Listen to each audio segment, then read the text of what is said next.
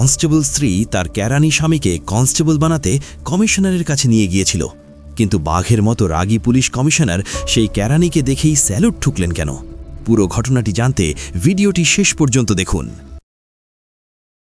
কলকাতার ব্যস্ততম রাস্তার পাশে পুরনো আমলের এক সরকারি দালান। ফাইলের ধুলো আর টাইপরাইটারের খটখট আওয়াজের মধ্যে দিনের অর্ধেক সময় কাটে অরিন্দমের। সে একজন লোয়ার ডিভিশন ক্লার্ক। পরনে সাদামাটা চেক শার্ট, পায়ে সস্তার চটি আর কাঁধে ঝোলানো এক পুরনো চামড়ার ব্যাগ। অফিসের বড়বাবু থেকে শুরু করে পিয়ন পর্যন্ত সবাই জানে অরিন্দম মানি নিরীহ গোবেচারা এক মানুষ। কেউ ধমক দিলে সে চুপ করে থাকে, কেউ কাজ চাপিয়ে দিলে হাসি মুখে করে দেয়। বিকেল 5টা বাজলেই অরিন্দম অফিস থেকে বেরিয়ে সোজা বাস ধরে বাড়ি ফেরে। তার স্ত্রী নন্দিনী পুলিশ কনস্টেবল। নন্দিনীর ডিউটি অনেক সময় অনির্দিষ্ট হয়, কখনো রাত হয়, কখনো বা ভোরে বেরোতে হয়। অরিন্দম বাড়ি ফিরে রান্নাবান্না করে, ঘর গুছিয়ে রাখে। নন্দিনী ফিরলে তাকে চা করে দেয়। নন্দিনী তার স্বামীকে প্রাণ দিয়ে ভালোবাসে, কিন্তু তার মনে একটা চাপা কষ্ট আছে। কষ্টটা অরিন্দমের জন্য নয়, অরিন্দমকে নিয়ে সমাজের দৃষ্টিভঙ্গির জন্য। নন্দিনী প্রায়ই অরিন্দমকে বলে, অরি, তুমি এত ভালো ছাত্র ছিলে, চাইলেই তো অন্য কোনো চাকরির চেষ্টা করতে পারো, সারা জীবনেই ফাইলের গাদায় পচে মরবে। অরিন্দম হেসে উত্তর দেয়, নন্দিনী, দেশের সব কাজই তো সমান। কেউ ফাইল সামলায়, কেউ দেশ সামলায়, আমি না হয় ফাইলই সামলালাম। নন্দিনী দীর্ঘশ্বাস ফেলে। সে জানে তার স্বামী অত্যন্ত বুদ্ধিমান, শান্ত এবং ধীরস্থির, কিন্তু এই কেরানি তকমাটা তার স্বামীর ব্যক্তিত্বের সাথে যেন ঠিক যায় না। তবুও তাদের ভালোবাসার ছোট্ট সংসারে সুখের কমতি ছিল না, যতক্ষণ না বাইরের জগৎ সেখানে উঁকি দিত। সমস্যাটা শুরু হয় নন্দিনীর বাবার বাড়ি থেকে। নন্দিনীর বাবা হরিপদবাবু ছিলেন একজন কড়া হেড কনস্টেবল। এখন রিটায়ার্ড, কিন্তু মেজাজটা সেই আগের মতোই আছে। তার আজন্ম শখ ছিল মেয়েকে কোনো বড় পুলিশ অফিসারের সাথে বিয়ে দেবেন। কিন্তু নন্দিনী ভালোবেসে বিয়ে করল অরিন্দমকে, যে কিনা একজন সামান্য কেরানি। রবিবার দুপুরের খাবার টেবিলে হরিপদবাবু চিবিয়ে চিবিয়ে বলছিলেন, বুঝলে অরিন্দম, পুলিশের চাকরির একটা আলাদা দাপট আছে। তুমি তো সরকারি দপ্তরে বসে মাছি মারো, তুমি বুঝবে না। এই যে আমার মেয়েটা কনস্টেবল, ওর পাওয়ারও তোমার চেয়ে বেশি। অরিন্দম মাথা নিচু করে ভাত মেখে মুখে তুলল।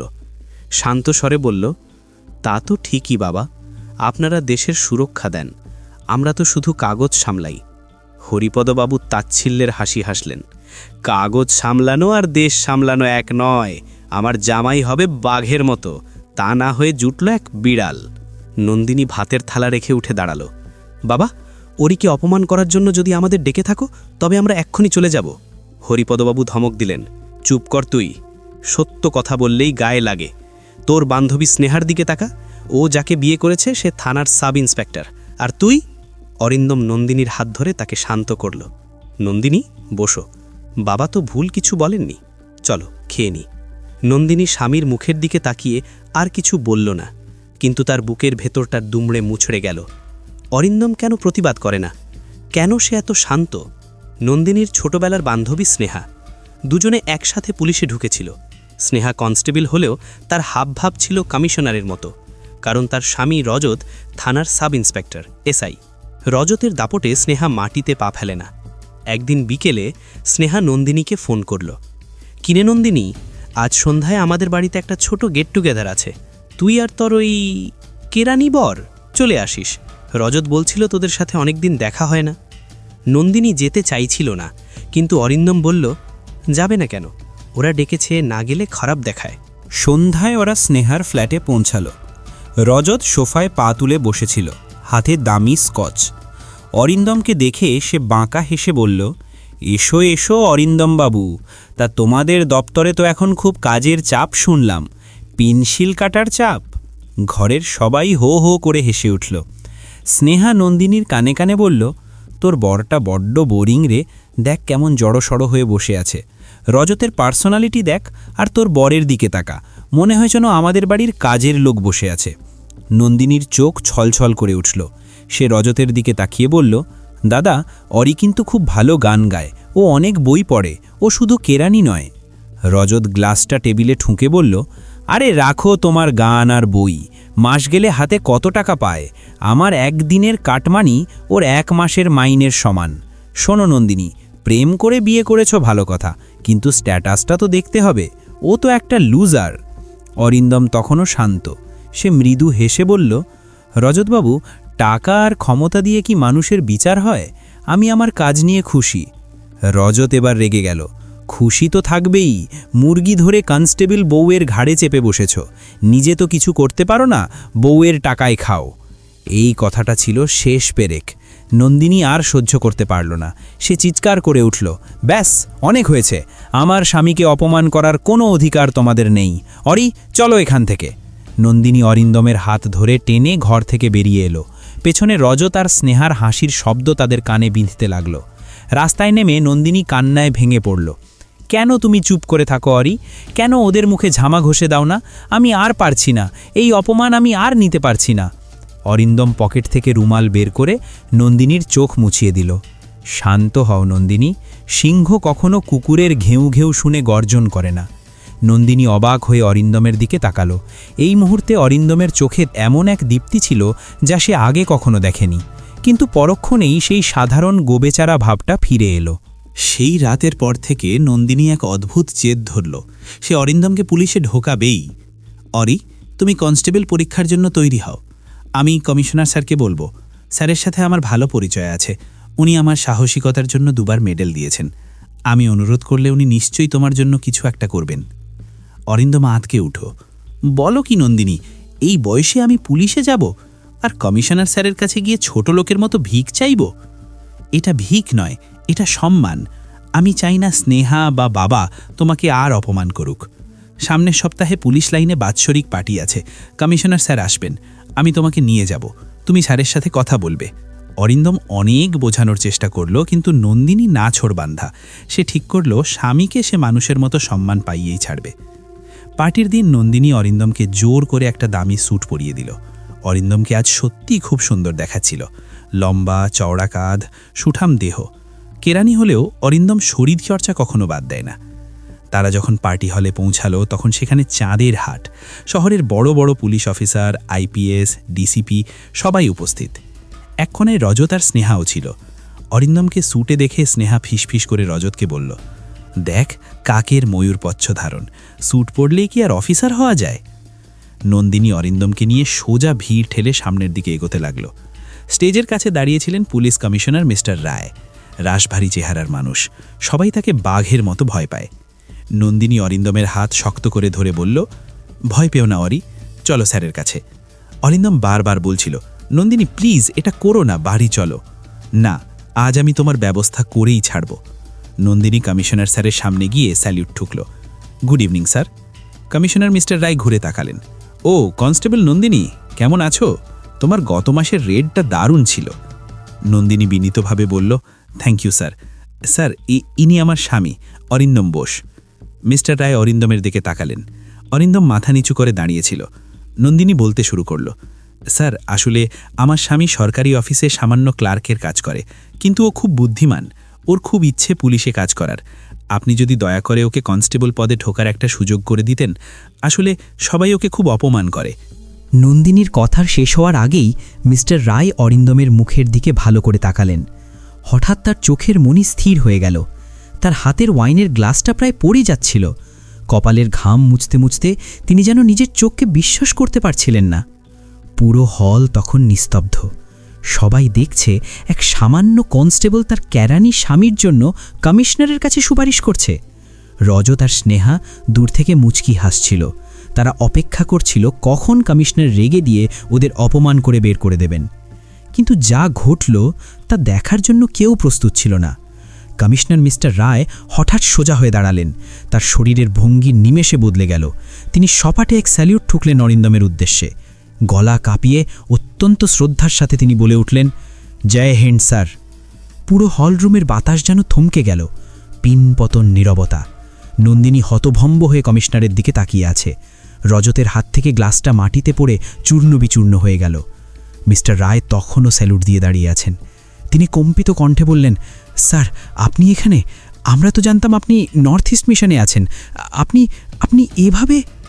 অরিন্দম ধীরে ধীরে মুখ তুলল। সেই গোবেচারা ভীতু কেরানির চেহারাটা মুহূর্তের মধ্যে উধাও হয়ে গেছে। তার চোখের দৃষ্টি এখন তীক্ষ্ণ, ইস্পাতের মতো কঠিন। তার দাঁড়ানোর ভঙ্গি, তার চাউনি, সবকিছুর মধ্যে এক অদম্য ক্ষমতার বিচ্ছুরণ ঘটছে। অরিন্দম শান্ত কিন্তু গম্ভীর স্বরে বলল, commissioner Ray, at ease. Commissioner Ray হাত নামালেন, কিন্তু মাথা নিচু করে রইলেন। সরি স্যার, আমি আপনাকে চিনতে পারিনি প্রথমে। সিভিল ড্রেসে আপনাকে দেখব আশা করিনি। নন্দিনী তোতলাতে তোতলাতে বলল, স্যার আপনি অরিকে স্যালিউট করছেন কেন? ও তো আমার স্বামী, সামান্য কেরানি।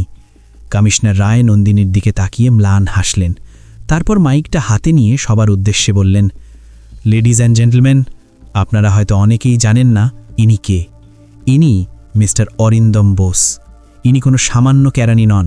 ইনি ভারতের স্পেশাল ইন্টেলিজেন্স ব্যুরো এবং অ্যান্টি টেররিজম স্কোয়াডের চিফ অফ কোভার্ট অপারেশনস।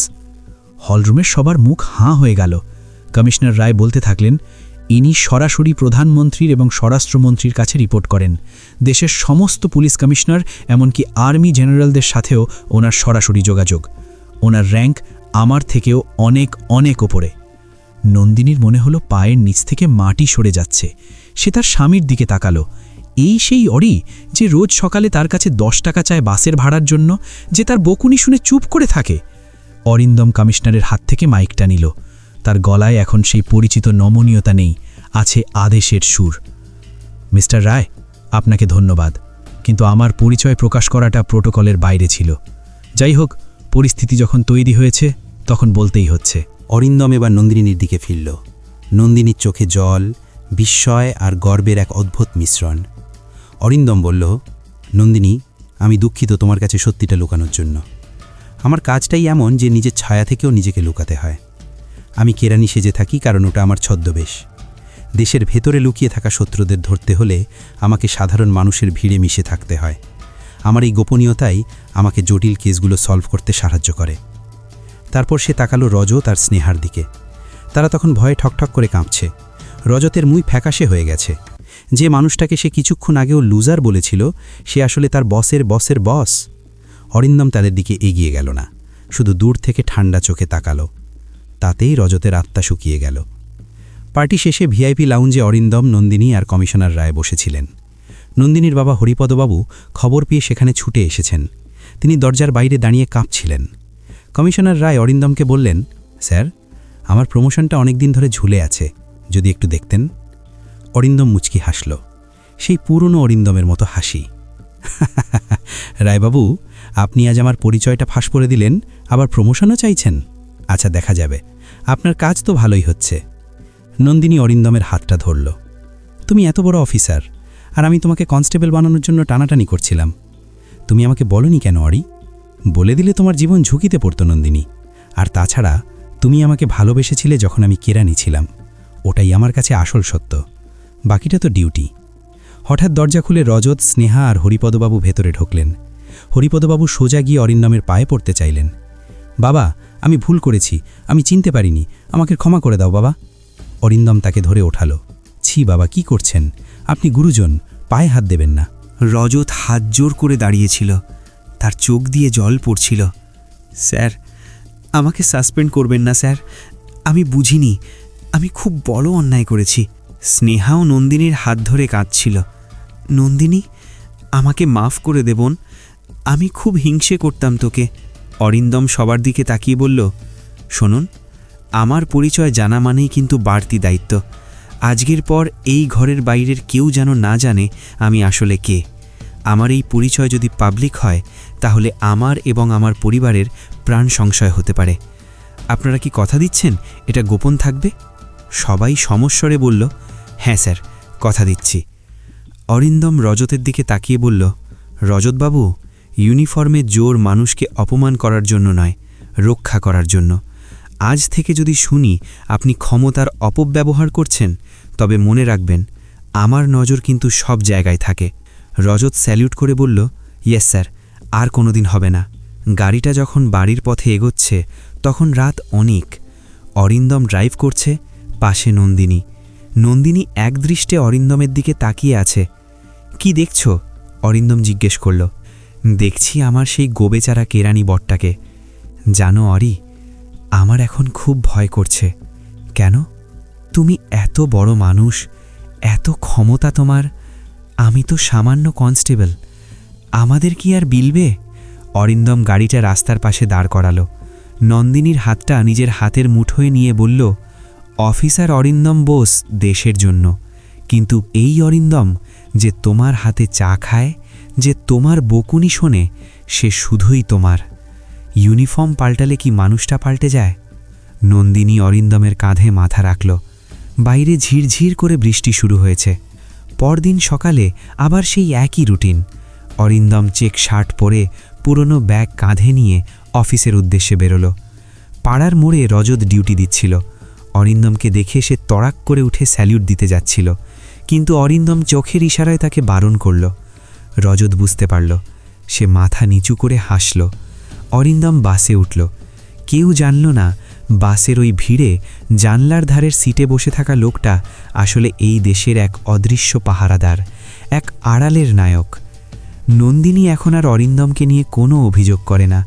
সে জানে তার স্বামী কোনো সাধারণ মানুষ নয়, সে এক সিংহ যে ঘুমের ভান করে থাকে যাতে তার জঙ্গল নিরাপদ থাকে।